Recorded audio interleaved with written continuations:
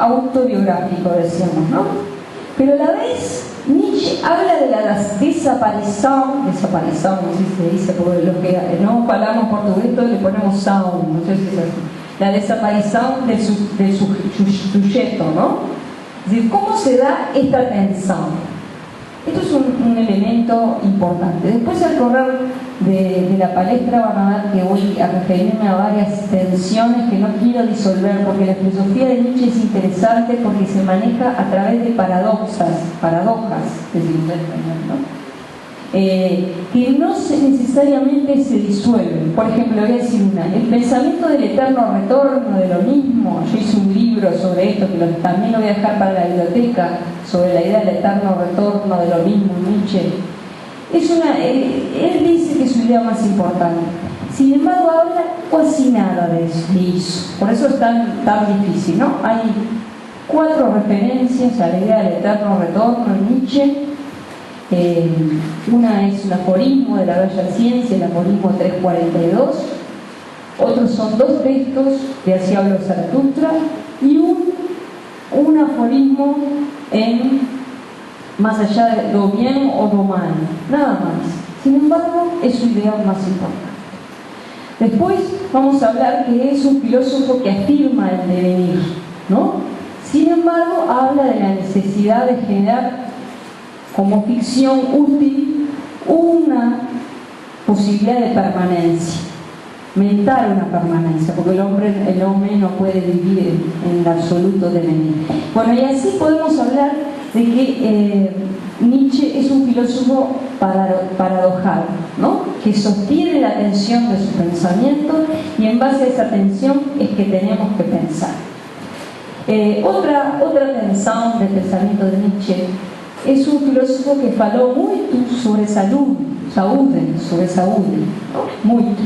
Y era un filósofo muy enfermo, es toda una metáfora eso que vamos a hablar también, porque yo creo que Nietzsche está dentro de la tradición de la filosofía terapéutica o como terapéutica que viene de la antigüedad, que nosotros también hemos investigado, ¿sí? Entonces él se entendía como a sí mismo como psicólogo de la cultura. Entonces, en ese sentido ahí tenemos otra tensión. Pensó en un ultrahombre, el superhombre, ¿no? Ultrahombre, decimos, traducimos en español mejor que superhombre. Y era un filósofo que comenzó a debilitarse mucho. Y así podemos decir, mirando esta obra-vida de Friedrich Nietzsche, muchas tensiones, muchas paradoxas que son muy interesantes. En el tomo 4 de los fragmentos póstumos, vamos a ver al comienzo una declaración muy estremecedora de esta biografía-obra, de esta vida-obra de Nietzsche. Él dice esto: en realidad debería tener a mi alrededor un círculo de personas profundas y tiernas que me protegieran algo de mí mismo y que también supieran alegrarme, porque para alguien que piensa cosas como las que yo tengo que pensar, el peligro de destruirse a sí mismo está siempre muy cerca. Esa es la cita con la que comienzan los fragmentos póstumos Nietzsche. ¿Saben lo que son los fragmentos póstumos? Es una obra paralela a su obra édita que él va escribiendo, ¿sí? Y que él no quiso publicar, mas hoy día para los estudiosos de Nietzsche es muy importante, no para tomarla como eje central, sino quizá para apoyar elementos de su obra édita en que tenemos dudas, ¿no? Y además, por supuesto, que es muy importante para conocer el pensamiento profundo de Nietzsche. Aquí tenemos entonces a Nietzsche profético, lúcido acerca de su estado, resaltando su necesidad de amigos, de amor, de contención, sabiéndose pensador de abismos difíciles de sostener, pensador de tiempos venideros. Nietzsche decía de sí mismo que era un pensador póstumo. Por eso yo creo que hoy es uno de los pensadores, es un pensador contemporáneo, del siglo XIX, pero contemporáneo. No lo referimos. Hoy, en pleno siglo XXI, es el gran filósofo que inaugura la situación contemporánea. Si leemos atentamente, dice que para alguien que piensa lo que él piensa, para alguien que piensa lo que él piensa, el riesgo de destruirse está cerca. Está cerca. ¿Qué tan difícil es sostener lo que él piensa? ¿Por qué su pensamiento puede dar lugar a la destrucción? ¿Y por qué dice esto? El pensador que es dinamita corre el riesgo de autodestrucción. El pensador que filosofa a martillazo, no sé cómo se dice, martillazo, acá tengo marteladas, que piensa marteladas, al destruir se destruye. Yo tengo mi traductor simultáneo muy lejos, muy longe. No es fácil estar en este sitio. No se puede uno salir ileso si se adelanta a la época con cosas pesadas como las que él enfrenta. Nada menos que destruir a los ídolos más sagrados de la cultura occidental. Llámese Dios, que sabemos que también es una metáfora, ¿no? Dios ha muerto, se puede entender como la idea absoluta. Religión, historia, sujeto, progreso, razón. Este texto quiero complementarlo con otro que también aparece en este tomo, y ahí cito a Nietzsche. Mis escritos solo hablan de mis propias vivencias. Mis escritos solo hablan de mis propias vivencias. Afortunadamente he vivido mucho. Estoy allí con cuerpo y alma. ¿Para qué ocultarlo? Ego ipsissimum, latín, ¿no? Pero en mí siempre ha sido necesario ya algunos años de distancia para sentir esa fuerza y ese placer imperioso que ordena exponer cada una de esas vivencias, cada uno de esos estados de los que había sobrevivido. Muchos podemos sentir lo mismo al hablar de filosofía. Uno a veces dice, ¿por qué escribí este libro? Y uno, aunque no parezca el ego ipsissimum, uno se da cuenta de que está vinculado a las vivencias de uno. O sea que de alguna manera él, si bien considera que sus escritos son autobiográficos, hay una distancia, una elaboración que permita distanciarse de ese ego ipsissimum, ¿sí? Y elaborar pensamientos con pretensión de universalidad. Porque por más que uno sea relativista, al pensar siempre pensamos con pretensión de universalidad. Por más que uno pueda explicar ese pensamiento de un contexto y construido históricamente, uno tiene pretensión al elaborar. Es decir, entra en allí trampas lingüísticas, diría Nietzsche, y bueno, así sea relativista, piensa en esto. Es interesante ver este punto en la misma filosofía de Nietzsche. Pensar, y esta es una pensada que yo voy a hablar, cómo se congenia este filosofar tan personal, tan biográfico, a partir de la propia experiencia en llaga viva que lo caracteriza, con otras afirmaciones nietzscheanas donde no hay eu, no hay sujeto, ni ser, donde todo es devenir, proceso. Cuando lo que tenemos es la existencia misma en su pluralidad, que toma la palabra dándose una identidad ficcional, proveyéndose de una máscara sin la cual no sería posible vivir. Hay un cuadro de Remedios Varo, yo justo le pongo una tapa de un libro mío, que dice Muller saliendo del psicoanalista. Entonces es una mujer con una máscara, se saca la máscara, la tiran en un aljibe, en un pozo de agua, ¿no? Pero detrás de la máscara hay otra máscara, detrás de la máscara otra máscara, ¿no? Entonces se da esto, es decir, no hay una identidad, pero es necesario construir una identidad para subsistir. No hay permanencia, más es necesario para sobrevivir generar una ficción de estabilidad allí. Eso está presente en Nietzsche también. Uno de los filósofos que más ha querido hacer filosofía a partir de su propia vida habla de la inexistencia del sujeto. ¿Qué hay detrás de toda interpretación y de el que interpreta?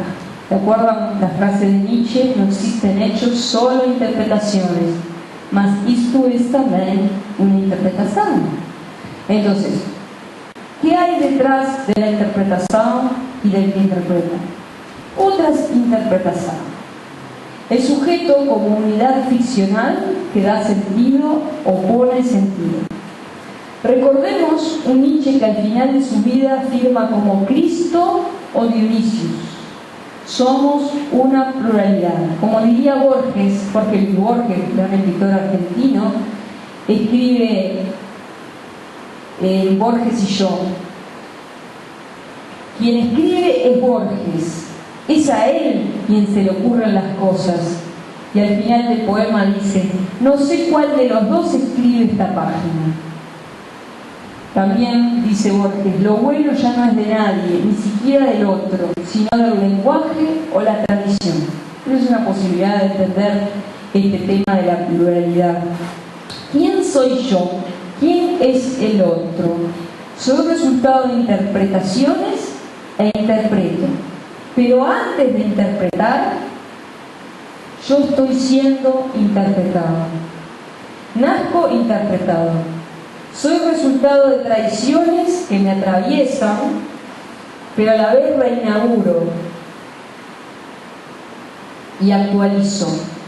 Soy muchos muertos que hago vivir a través de mí. Soy muchos muertos que hago vivir a través de mí.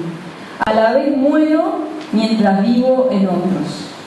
Esta es como también una manera de desubjetivar el sujeto, ¿no? Considerar justamente que formo parte de tradiciones que reactualizo, pero que a la vez formo parte. ¿Qué es el yo? ¿Qué es el eu? Una invención, una ficción útil. Esto aparece mucho en Nietzsche, la ficción útil. Pues nadie puede vivir en la pluralidad y en la diferencia. Cuando Nietzsche vive en la pluralidad y en la diferencia, ya está loco, ¿cómo se dice loco? Loco, está loco.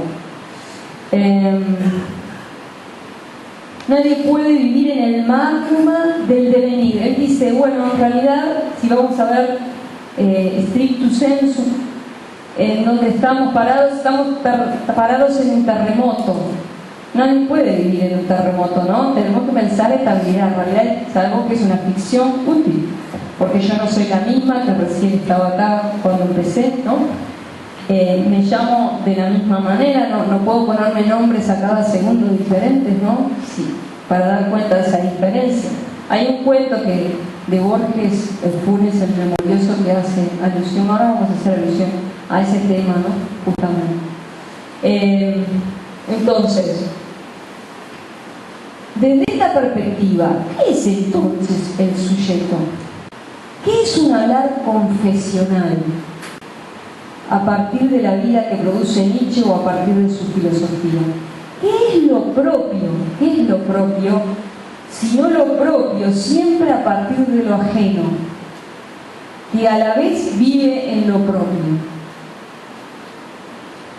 Antes déjenme citar otro texto más esclarecedor sobre su postura filosófica. Dice Nietzsche: mido a un hombre, un pueblo, según el grado en el que puede liberar en sí sus impulsos más terribles y girarlo para su provecho, sin que lo hagan sucumbir. provocando, por el contrario, su fertilidad de hecho y de obra. Voy a repetir el texto.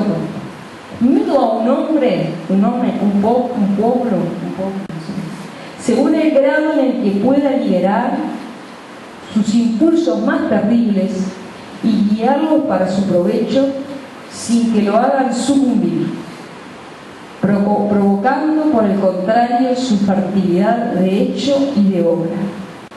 Este es un tema muy importante, otra tensión al interior del pensamiento de Nietzsche, cómo se puede transmutar los hechos más pesados de la existencia en fuerza, en voluntad de poder, cómo puede uno transmutar el dolor en alegría, etcétera, ¿no? La enfermedad en salud. El tema de Nietzsche es también la salud, por eso yo digo que es un filósofo terapeuta también, ¿no? Si la filosofía, perfectamente la tradición antigua se puede entender como terapéutica, en el sentido que los filósofos eran una especie de psicólogos, en realidad los psicólogos son herederos de los filósofos, ¿no? Los psicoanalistas, y que se planteaban a sí mismos como médicos del alma, de la psique, ¿no? Como los médicos del cuerpo o de la iatré eran los médicos que entendemos hoy día, ¿no?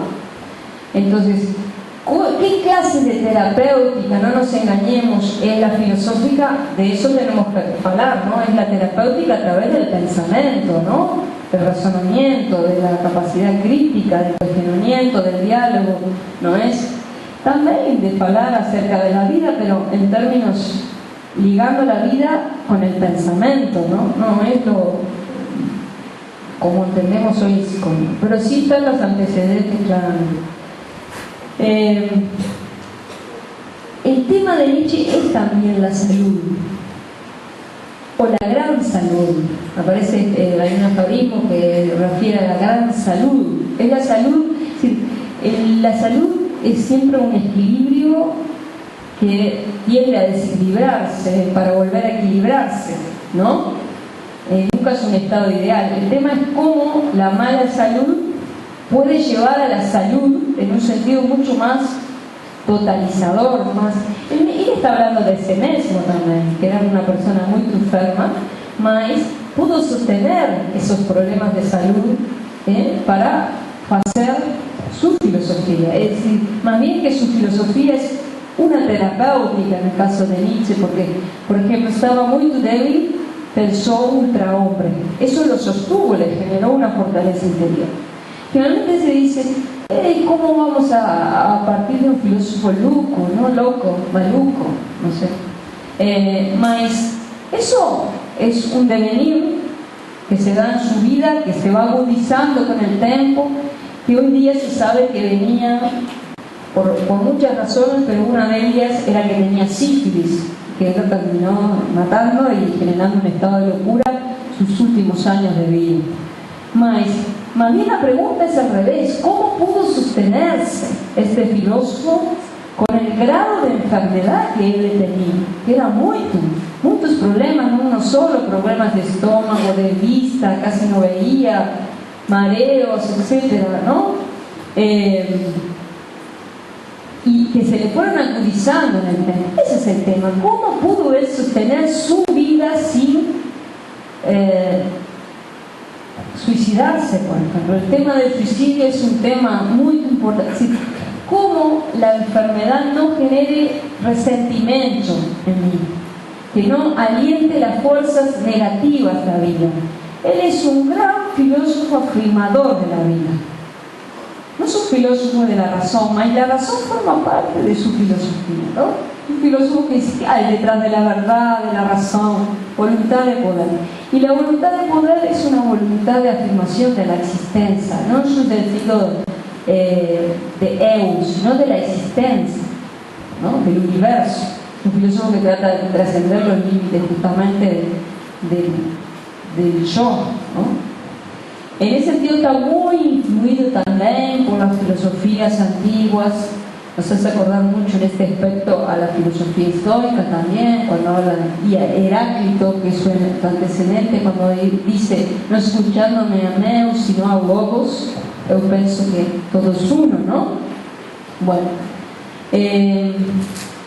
entonces, hablamos primeramente sobre Nietzsche como filósofo personal, un resiliente.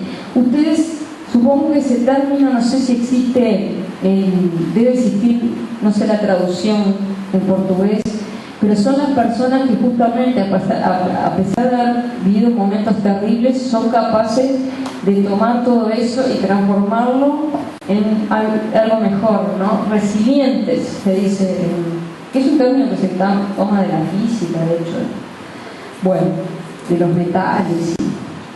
Sin lugar a dudas, la importancia de este efecto de transmutación del dolor, de lo terrible, en factibilidad y obra, que es, desde ahora vamos a decir, su vida-obra y su obra-vida.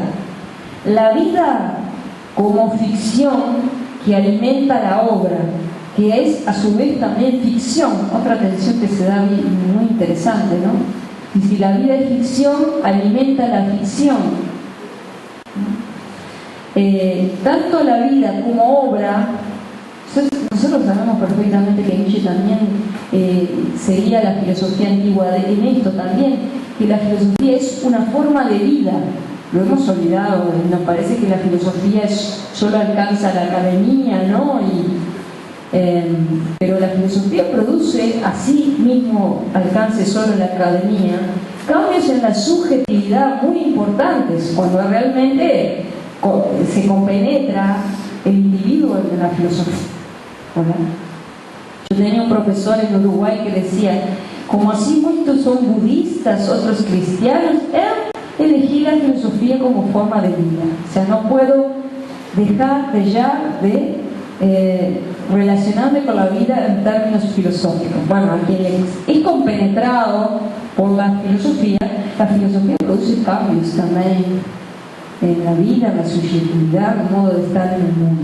Entonces, no podemos pensar en la filosofía solamente como desde la academia, y menos si queremos entender la filosofía nietzscheana o la filosofía antigua, ¿no?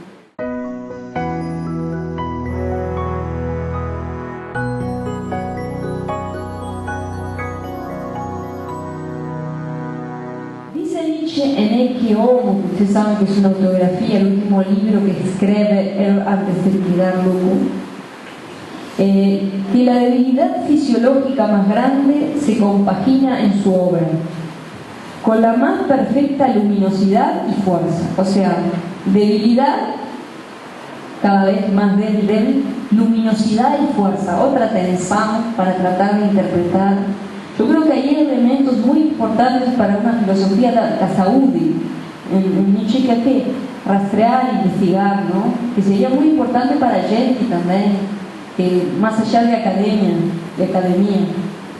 Entonces, esta compaginación es bien interesante. Es decir, su obra tiene por contraposición el efecto de fortalecer lo que en la vida misma es su contrario.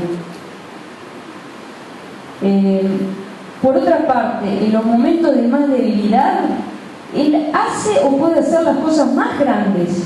¿Sí? Cuando está más débil es cuando él, por ejemplo, escribió así, habló Zaratustra, que es su gran obra, ¿no? de su vida. O él la considera las más grandes obras.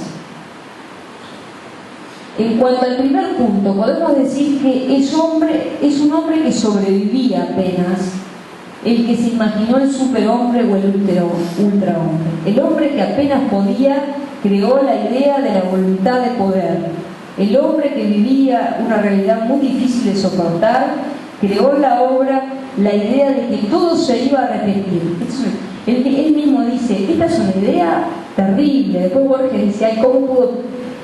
Primero que no la inventó él, ¿no?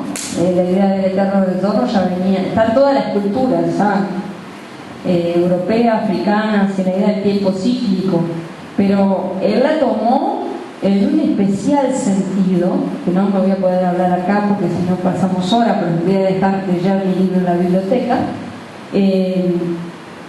y de alguna manera se puede entender haciendo referencia a los pensamientos más importantes de Nietzsche. Pero la idea de que todo se va a volver a repetir, que yo creo que también es un ejercicio filosófico, y una idea sobre todo que tiene un sentido ético práctico y no es una idea metafísica ni cosmológica, como se dice a veces. También una persona que tiene una vida muy difícil, pensar que se va a volver a repetir eternamente, puede ser la idea más horrorosa que nos podemos pensar, ¿no? Mas, precisamente, ustedes piensan así. Para que no sea la idea más horrorosa, yo tengo que afirmar la vida e incluso tratar de dar sentido a lo terrible que me pasa, para que justamente no generar ideas reactivas, no generar resentimiento hacia la vida. Entonces, para él precisamente tiene todo un sentido muy importante pensar la idea del eterno retorno, que es la idea justamente de pensar la eternidad para cada momento. ¿Qué tipo? Es también una manera de clasificar tipos humanos. Según yo quiera la eternidad para cada momento de mi vida, estoy hablando del tipo de ser humano que soy. Si no la quiero, estoy hablando mucho acerca de mí, de ego, porque justamente qué tipo de vida tengo que no la quiero repetir, o qué tipo de relación con los acontecimientos en mi vida tengo que no los quiero repetir. Entonces es más bien una idea ético práctica, es una idea educativa del género humano. Eso es otra cosa que le digo entre paréntesis. Nosotros creemos que la filosofía es una pedagogía del género humano, también puede entenderse así, y que Nietzsche también responde a esta tradición de la filosofía como pedagogía del género humano. Es decir, está generada o creada para generar una vida buena, ¿no?, del ser humano, sea lo que se entiende por vida buena en sus diferentes acepciones. Bueno, entonces esto dice, tiene una explicación por qué pensó esta idea del eterno retorno y que es la idea más terrible para los que sufren, pero la más afirmadora de la vida toda. Dice Nietzsche, y cito: convertí mi voluntad de salud, de vida, en mi filosofía. Pues préstese atención a esto. Los años de mi vitalidad más baja fueron los años que dejé de ser pesimista. O sea, porque si no, no hubiera soportado la vitalidad justamente. Si dejó de ser pesimista, el instinto de autorrestablecimiento me prohibió una filosofía de la pobreza y del desaliento.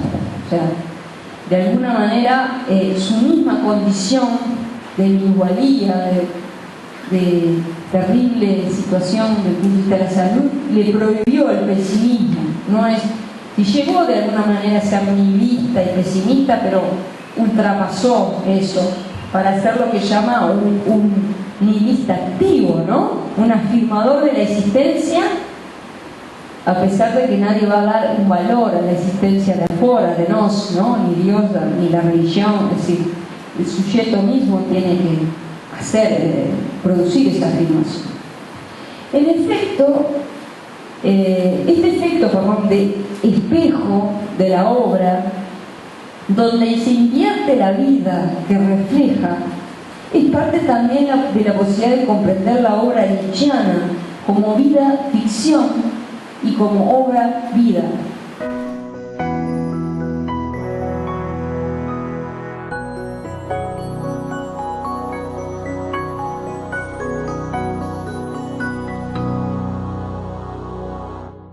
Pero hablemos un poco más de la interpretación y el lugar de lo biográfico en ella.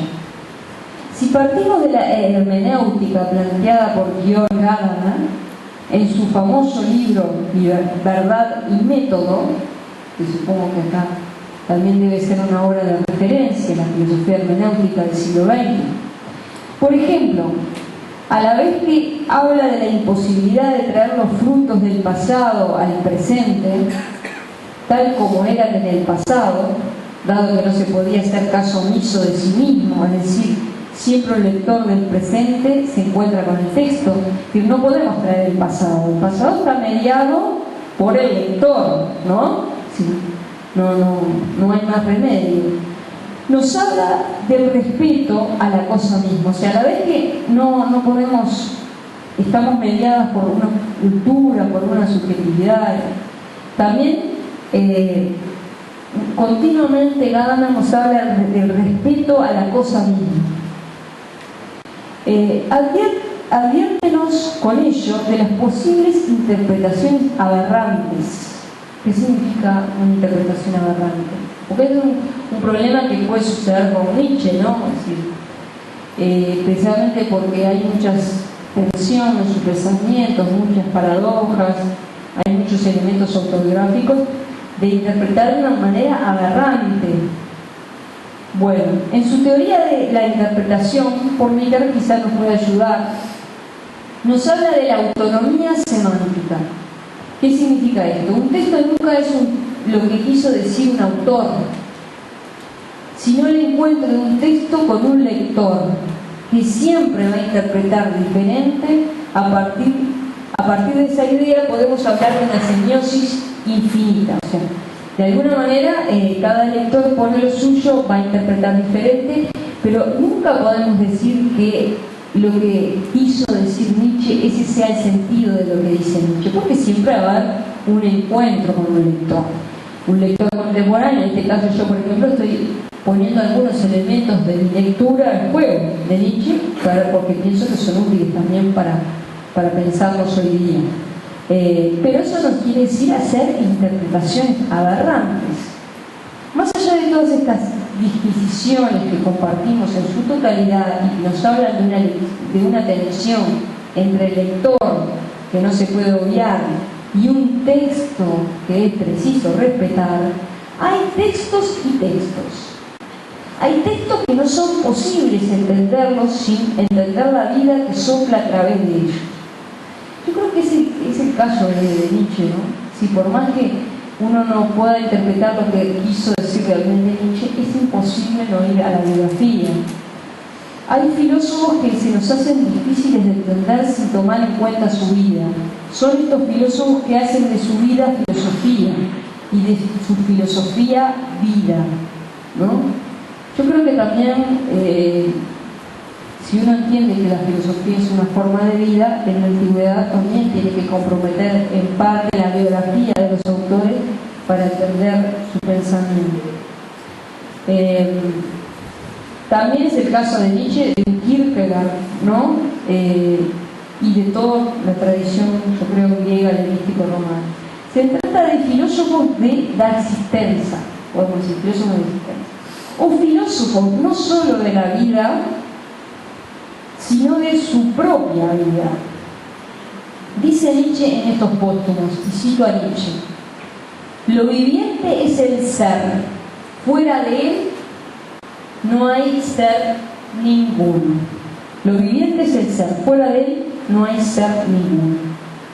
Ahora, dentro de lo viviente hay una esfera conceptual que pretende ser el orden y la medida de lo viviente, el sentido y el fin. Ocurre que el ser es devenir, como dice Heráclito, y con él el propio Nietzsche. Pero para poder vivir, esto es otra tensión, ¿no? El devenir, para poder vivir, es necesario también de cierta permanencia, ¿no? De construir justamente una esfera de permanencia en el tiempo, en el devenir, que es la propia cultura, es el mundo de las ideas, es el mundo conceptual, entendido como ficción útil, como mentira o convención que nos ha permitido sobrevivir en el magma de lo real, que es continuo de vivir. De alguna manera, el transcurso, pasaje, novedad y muerte. Yo hablo muy today's el tema de la perspectiva temporal en el libro de El Eterno Retorno. Heráclito necesita de Parménides. El río, dice el Heráclito de Borges, dice: el río me arrebata y soy ese río. Pero ese río necesita de esa máscara que soy. reflejada en mi obra-vida y en mi vida-obra. Pero detrás de la máscara, que refleja una identidad construida, no está el verdadero ser, sino otra máscara. No existen hechos, dice Nietzsche, solo interpretaciones. Pero también es interpretación. Voy a citar este texto que habla sobre las interpretaciones. Dice Nietzsche: interpretación, no explicación. No hay ningún hecho, todo es fluido, inaprensible, fugaz. Lo más duradero son nuestras opiniones. Introducir un sentido, en la mayoría de los casos, una nueva interpretación por encima de una vieja interpretación, que se ha vuelto incomprensible y ahora es solo un signo. Termino la cita ahí. Pues no hay ningún acontecimiento en sí.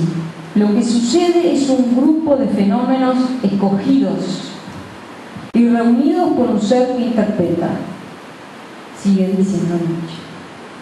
Entonces, lo que se llama conciencia y espíritu, por ejemplo, dice Nietzsche, es solo un medio y una herramienta mediante el cual se quiere conservar no un sujeto, sino una lucha, no un sujeto, o sea, una lucha. No se trata de un ser orgánico, sino, y cito, de la lucha misma que quiere conservarse, crecer y ser consciente de sí. Cierro la cita. Llama la atención, ¿no?, lo hegeliano de este texto. Pero, ¿qué es la interpretación? En los póstumos aparece la interpretación como un síntoma de estados fisiológicos. Así expresa un determinado nivel de juicios dominantes. ¿Quién interpreta? Dice Nietzsche, nuestros afectos, no la razón, sino nuestros afectos. Tampoco hay una unidad, llámese sujeto, que interpreta. No hay un quién interpreta, puesto que este es también interpretación. Hay afectos en pugna, hay una lucha, ¿no?, también de interpretación. Hay devenir de afectos. Ahora, estos afectos a la vez afirman o niegan la existencia. Eso es lo que le interesa a Nietzsche en las interpretaciones, ¿no? Si no es verdad que Nietzsche sea un relativista, es decir, hay un criterio de valor que justamente tiene que ver con la afirmación de la existencia. Y esto esta es la medida de todo el valor, o de toda interpretación entendida como voluntad de poder en Nietzsche. No se debe preguntar entonces quién interpreta, sino que el interpretar mismo, en cuanto forma de la voluntad de poder, tiene existencia, no como un ser, sino como un proceso. Por eso, como él mismo va entendiendo su vida-obra y su obra-vida como un proceso de interpretación también, que va cambiando de forma, ¿no? Y no tiene ningún problema con contradecirse o generar tensiones. La prueba máxima del valor, por eso la prueba máxima, si buscamos una prueba máxima de afirmación de la vida, es la idea del eterno retorno, ¿no? Esa es la de vive tu vida tal como si se fuera a repetir. Vieron que aparece el tal como si en el aforismo 342 de la Bella Ciencia. El como si es una forma que ha usado mucho la filosofía, ¿no? Yo digo, el pensamiento del como si. Bueno, ahí te está mostrando que estamos abriéndonos a un ejercicio filosófico. Y Nietzsche conocía muy bien esta tradición de los ejercicios, que luego va a hacer referencia a ejercicios espirituales de la filosofía, ¿no? Por ejemplo, la meditación sobre la muerte, que ahora me voy a referir, la meditación sobre males futuros que hacían los estoicos, es decir, tipo de ejercicios de imaginación que tratan de transformar la subjetividad y la vida en cierto sentido. La filosofía hacía ejercicios. Es interesante retomar, empezar a pensar un poco en este carácter pedagógico de la filosofía y empezar a pensar ejercicios que transformen la vida en cierto sentido. Entonces, yo creo que el eterno retorno es un tipo de esos ejercicios, pero el más importante de todos, porque busca la eternidad para cada cosa. Él no creía en la eternidad, era un filósofo de la inmanencia, no de la trascendencia. Eso no cabe lugar a dudas. Ven, eso son interpretaciones. A veces aparece un filósofo medio, un Nietzsche un poco metafísico, quizás en la primera etapa, pero la filosofía de Nietzsche es antimetafísica. Y no es una filosofía trascendente, sino inmanente, ¿no?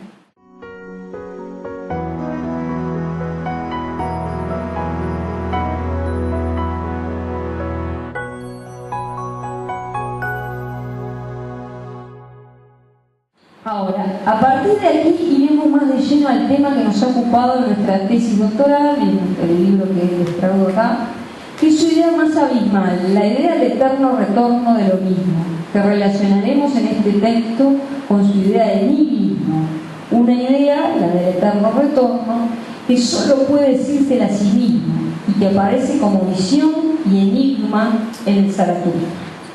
Me gustaría ir, a efecto de sintetizar la visión del asunto, a un texto de Deleuze, de la lógica del sentido, pues yo justo leyendo la lógica del sentido me encontré con un texto que me parece que es la síntesis de lo que quiere decir Nietzsche con la idea del eterno retorno, y que quiere expresar el sentido más profundo de la transmutación ligado a la idea del amor fati, que ustedes saben, el amor que se ha traducido de muchas maneras, pero es la concomitancia, si se quiere decir, entre el ser y el sentido.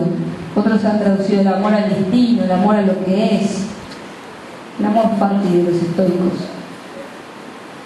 El Nietzsche tiene la forma de afirmación de la existencia, como es, ¿no?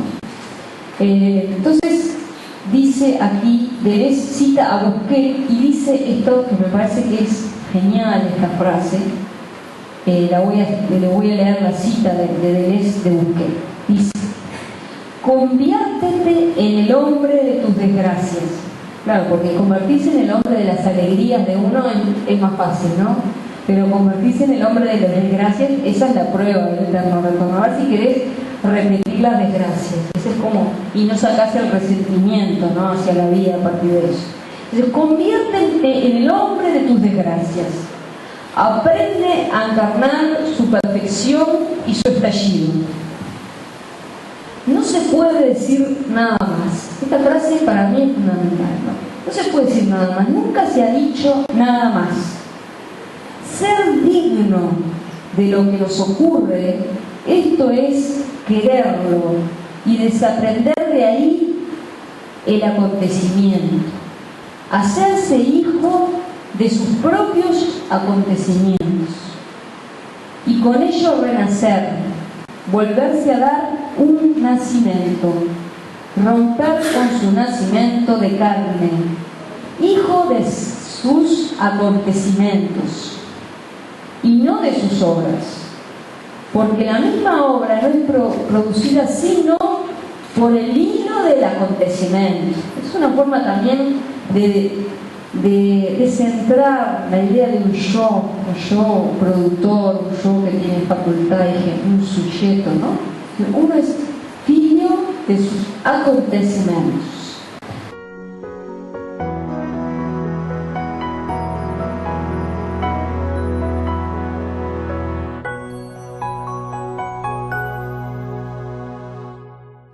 Bueno, ahí termina la cita.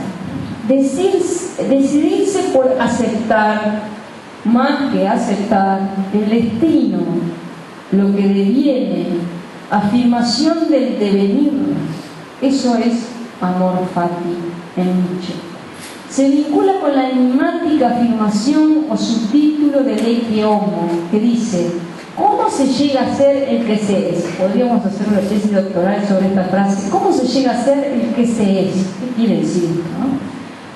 En este testimonio, biografía, el último libro precisamente escrito antes de entrar en la locura, Nietzsche tiene necesidad de decir quién es. Seguramente alguien que no quiere mejorar la humanidad en sentido cristiano, ¿no? ni lo pretende. Uno puede decir, bueno, pero tiene consecuencias de mejora de la humanidad, la filosofía de Nietzsche, y sí, por supuesto, puede tener. Parte de su oficio es derribar ídolos. Los ídolos son la moral, los ideales de la modernidad, la religión, todos los sustantivos. Los grandes metrarrelatos que construyen la modernidad, diríamos hoy posmodernidad mediante. Afirmar el devenir es la cosa más difícil. Podríamos incluso decir con Pieradot, que saben que es el filósofo de la antigüedad que tomó como autor de cabecera a Michel Foucault en su última etapa, la del cuidado del sí. Entonces dice que es necesario realizar un acto, les va a sorprender la palabra que voy a decir ahora, un acto de conversión, metanoia. Ustedes saben que esta palabra antes de ser cristiana era utilizada por la filosofía, mucho como el examen de conciencia también, que después va a utilizar el cristianismo a través del sacramento de la confesión, pero estaba antes en la filosofía. Bueno, necesitamos un acto de conversión, diría transmutación, podría decir Nietzsche. Para mí la palabra que usó Nietzsche para conversión es transmutación, ¿no? Por su significado etimológico, conversión viene del latín conversio y significa cambio de dirección. O sea, para ser filio de mis acontecimientos necesito un cambio de dirección, si no, no puedo. La conversión filosófica que se encuentra en toda gran filosofía implica separación y ruptura con lo cotidiano o el sentido común. Presupone una transformación radical de la vida del sujeto, un nuevo punto de partida que transmuta tanto el pasado como el porvenir. Bueno, no voy a desarrollar esta idea aquí, que implica la idea del eterno retorno y la de vive tu vida tal como si fuera a ser repetida infinitamente. Y con ella la afirmación no solo de sí mismo, sino de todas las circunstancias.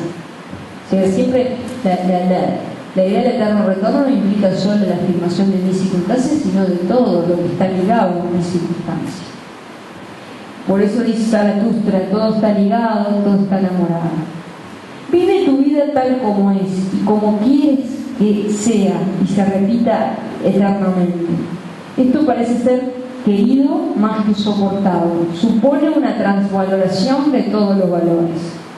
Se trata nada menos que de afirmar en cada instante la existencia de sí mismo y del todo.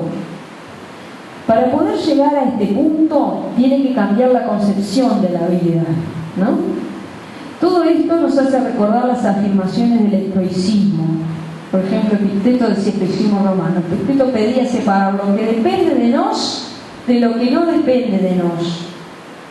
Sí, también tiene que ver con la transmutación. No se olvide que Nietzsche era un estudioso del mundo antiguo, entonces evidentemente tomó cantidad de elementos de esta filosofía y los transformó en otra cosa, pero a partir de su filosofía. Bueno, esto de lo que depende, de lo que no depende, continuamente aparece en la filosofía nietzscheana. Entonces dice, Epicteto decía, primero uno le echa la culpa a los demás, luego a los otros.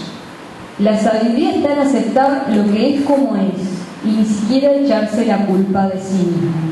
Aceptar el destino, aceptar lo que es, dejar de hablar del logos que tiene otra inteligencia que la mía. Esto es el estoicismo, no es Nietzsche, ¿no? Que lo que no puedo comprender tiene su lógica superior.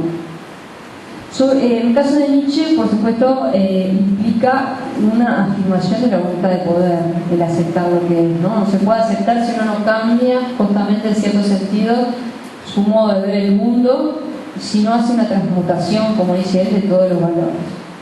La transmutación de todos los valores, voy a citar a Nietzsche, dice, en vez del gusto por la seguridad, el amor por la incertidumbre. En vez de causa y efecto, la creación continua. En vez de la voluntad de conservación, la de potencia. Total, la humilde expresión, todo es solamente subjetivo. La afirmación también es obra nuestra. Seamos altivos, está ahí Nietzsche.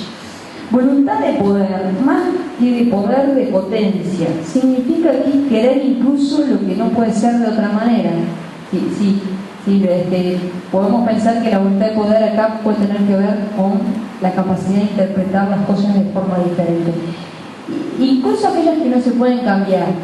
¿Sí? Por ahí Filosofía habla del eterno retorno de lo diferente, por eso el eterno retorno de lo mismo puede ser un eterno retorno de lo diferente. Pero lo cierto es que, por ejemplo, aparece una piedra que genera resentimiento y dice el pasado en Nietzsche, ¿no? Entonces, incluso lo que fue, lo que no puedo cambiar, tengo que decir, lo quiero así. Entonces cambia totalmente, me vuelvo filio de mis acontecimientos, que esa es la lógica, ¿no?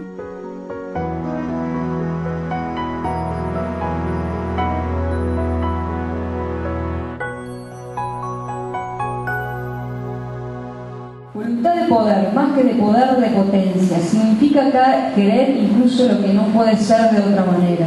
Querer incluso lo que fue, lo doloroso, el pasado irrevocable.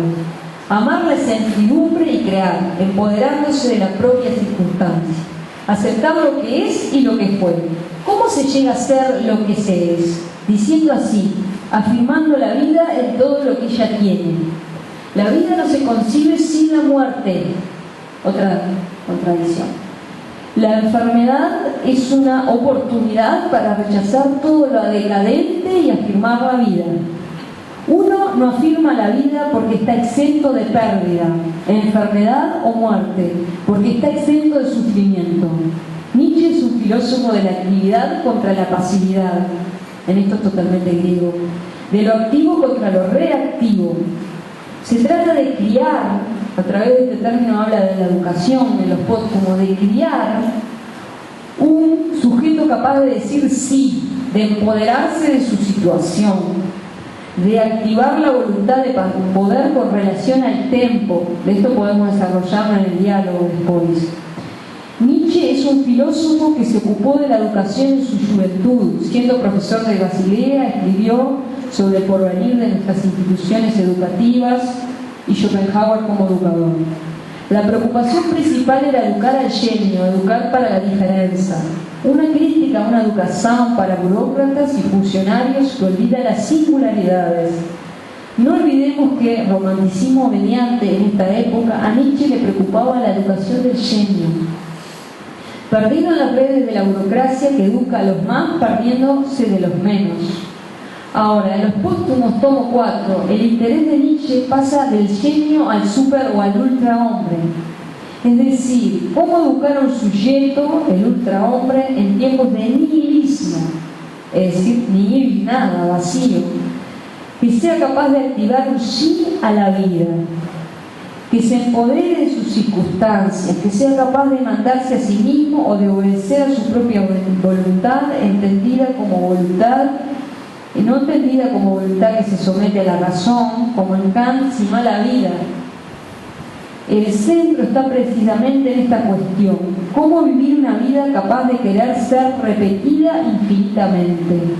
Nosotros decíamos en nuestro libro acerca del eterno retorno de lo mismo, o el terror a la historia, que la misma fuerza de esta idea puede tener la conciencia de la finitud. ¿Cómo vivir la vida a sabiendas que se va a morir? Esto, lejos de aplastarnos, nos tiene que activar el impulso de una vida breve, pero que puede ser intensa, vivida a partir de la afirmación y no de la reacción y del pesimismo. Como decía Séneca, no tenemos poco tiempo, lo usamos mal, lo malgastamos, y de esta forma hacemos que sea breve. También creía en la idea del tiempo bien usado. Para ello se apoya la meditación sobre la muerte del Thanatos.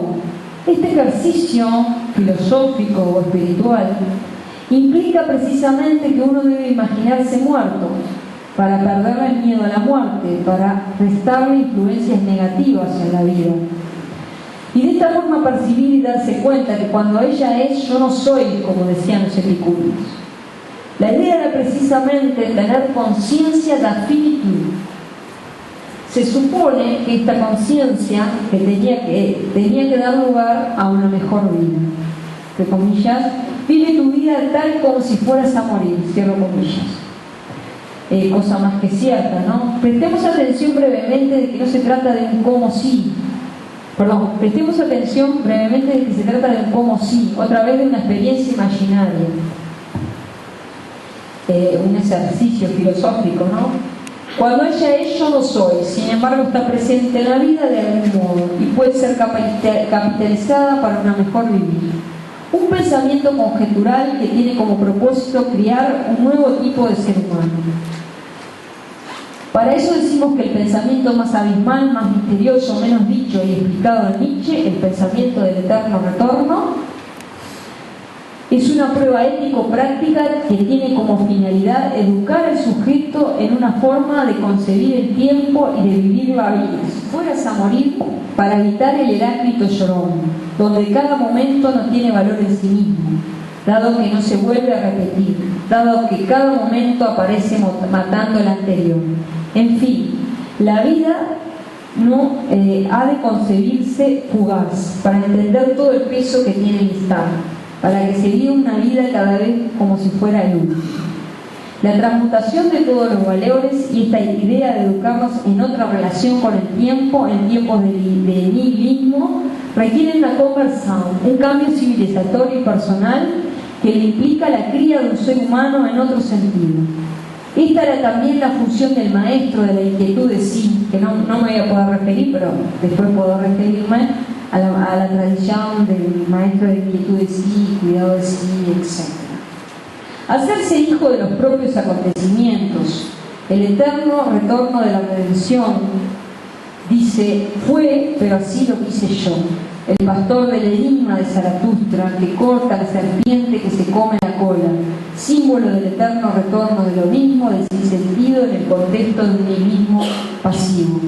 Al cortar la cola de la serpiente simbólicamente, toma una decisión en la esfera de lo que le corresponde, y lo que le corresponde es el cambio de perspectiva, es hacer un uso adecuado y un buen uso de la capacidad de interpretar.